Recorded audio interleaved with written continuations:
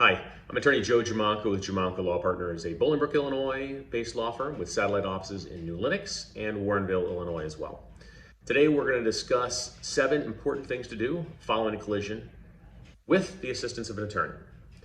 Oftentimes when people are involved in a traumatic injury accident, the attitude is, let's let the investigation be completed by the insurance company and by the police. While those two will, of course, do their investigation, the investigation done by insurance companies and police departments is not the deciding factor about whether or not a person is at fault for an accident or whether or not a person has no fault for a collision. The reality is, in an injury case, those are things that everyone has an opinion on, but ultimately, if the matter is contested, a judge or a jury makes the decision on. Now, the problem is if you only rely upon what a investigator from an insurance company determines or what a police department determines in terms of their opinions and their data that is collected, you will be limited with the information that you have if you don't have someone who is on your side, who is collecting information for you, who is doing the investigation. You need an advocate if it is a traumatic injury case. Certainly when it involves a death, but anytime there's a traumatic injury, it is oftentimes wise to retain an attorney who not only litigates these cases, but also develops them in terms of the actual investigation from the very start. So let's talk about 7 things that are important to do with the assistance of an attorney following an accident. First and foremost, get medical treatment. That may seem like a strange thing for me to say in terms of an injury attorney assisting with, but initially following a collision, people have adrenaline that is pumping. They have some injuries that are more painful than others. You need to make sure that you get medical treatment for any and all injuries that you have. Oftentimes an injury attorney will go through and ask what hurts. I had a client once who told me that she was doing better from a collision and she wanted to go ahead and try to settle her case. When she came into my office, I noticed that she had a bit of a limp and I asked her why she had the limp. She said she still had some soreness from the accident, but didn't think it was a big deal. Had she not gotten additional medical treatment, those injuries that she sustained from the collision would have never been tied into the accident and she would have lost the ability to recover for those injuries. She ultimately needed a surgery. Having an attorney assist you and listen to your complaints of pain, these are things that we hear every day. We review medical records every day, and oftentimes we can assist a client in understanding if something needs additional medical treatment. So obviously get emergency medical treatment right away, but make sure that you're getting treatment as you need throughout your injuries. Number 2, report the accident to police officers. When you're involved in an accident, you have an obligation to make sure that you report it, both for insurance purposes, but also for the investigative purposes as well, so the police can do their job and do their investigation. As I said, that's not the only one you want to rely on. You want to make sure you have your own advocate as well. But by reporting it to the police will gather certain information that sometimes you can't get in terms of information about witnesses, addresses, phone numbers, basic statements. A lot of times people are willing to talk to a police officer and tell their story, but may or may not be willing to talk to you. So make sure that you report it to a police officer and have them do their investigation. Number 3, taking photos. Make sure that you get lots of photos. This is something where people oftentimes will tell me, oh yeah, I have photos of the cars, I've got photos of what happened. And then I look at the photos and I see what they've taken, and they're photos, but they may or may not be very good for descriptive purposes in terms of a case. This is where someone who has put a case on in front of a jury can be really helpful.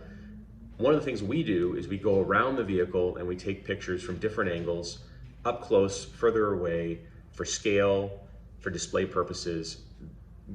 With digital photos, there's no reason not to have more photos than you possibly need because the cost is 0. You need those photos before the vehicles are destroyed or repaired. Having an injury attorney who has experience taking these photos, do the investigation, get the photos for you and or video is really important. In addition, one of the things you also want is to make sure that you have photos of the scene of the collision, the different angles that the people were driving, as well as satellite images that are readily available. But you need to obtain those when the accident happens because sometimes lane configurations change, sometimes stoplights change, or traffic control signals change, or even buildings get built where land was undeveloped. So it's important to get those photos as soon as possible following the collision.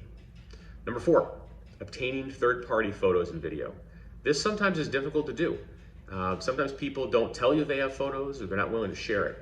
One of the bonuses, so to speak, with social media is that people tend to have a tendency, especially in town pages, of saying that they saw an accident or commenting about an accident, doing an investigation through not only the witnesses who you know about, but also looking to see if there are any mentions in social media or anywhere else where there are potential witnesses is really important. Once you locate those people, oftentimes you'll find that they took a photo, or they have video, or they have a dash cam. That's information that may or may not make it to the police without you doing your own investigation. Number 5, obtaining black box data. Most vehicles that are manufactured now have what is regarded as a black box inside of a car. If you think of a black box inside of an airplane, it controls or records information regarding flight data. A black box in a car is referred to as an event data recorder, and we have them in most vehicles now. People don't know about them. People hardly ever have to use them.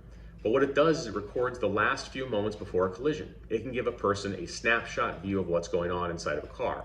Do you have your seatbelt fastened?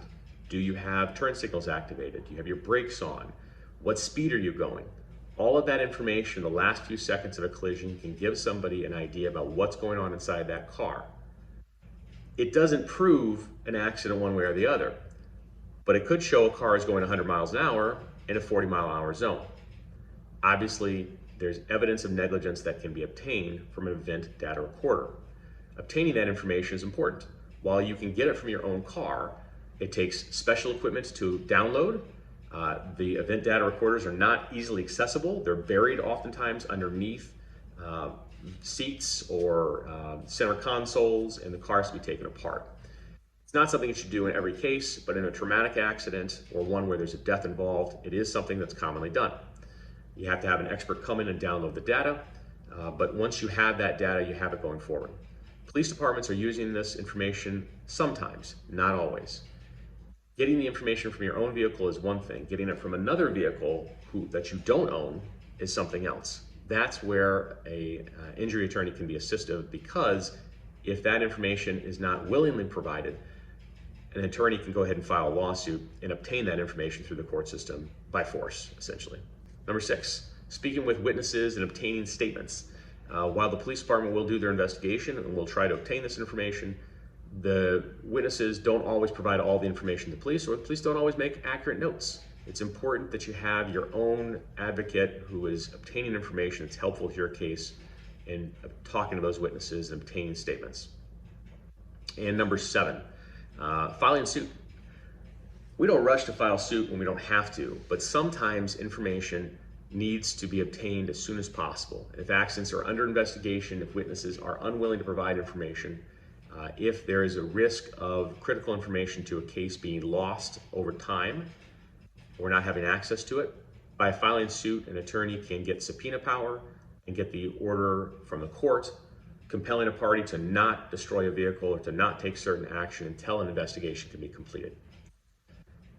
These are just a few steps that are important for an injury attorney to take at the outset of a case. This is all investigative information. We haven't even gotten really to the meat of actually pursuing a case in court.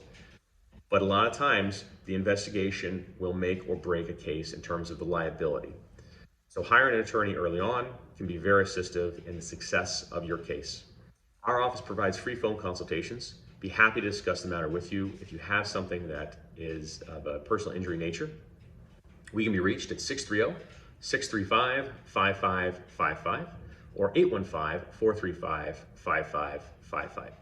You can check out more information on the web at www.glawpartners.com or on Facebook at facebook.com/Giamanco Law, spelled GIAMANCOLAW. Thank you for your time, and good luck out there.